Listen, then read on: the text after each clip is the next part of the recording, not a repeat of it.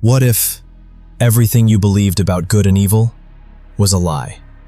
What if the villain was actually the only one telling the truth? From childhood, we're told, heroes wear capes, they save lives, they do the right thing. But who decides what's right? The truth is, heroes win the battle. And then they write the story. And in their version of the story, the villain always looks like a monster. Not because he is one, but because he disagreed. Take a step back. Think of Thanos, Magneto, or Ozymandias. Were they really wrong? Or were they just willing to make the hard choices? The ones the heroes were too afraid to make. Sometimes, villains are just heroes who got tired of begging. Tired of playing fair in a world that rewards the cruel. Tired of being silenced for speaking truth that makes people uncomfortable. You see, villains aren't born, they're built. Brick by brick, out of betrayal, rejection, and silence.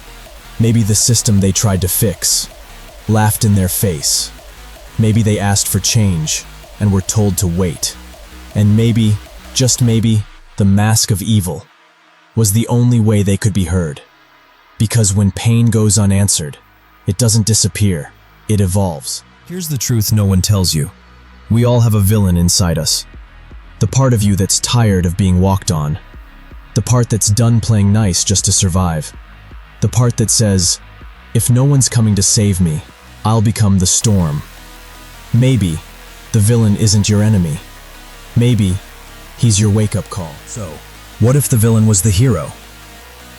Not because he saved the world, but because he showed you the truth about it.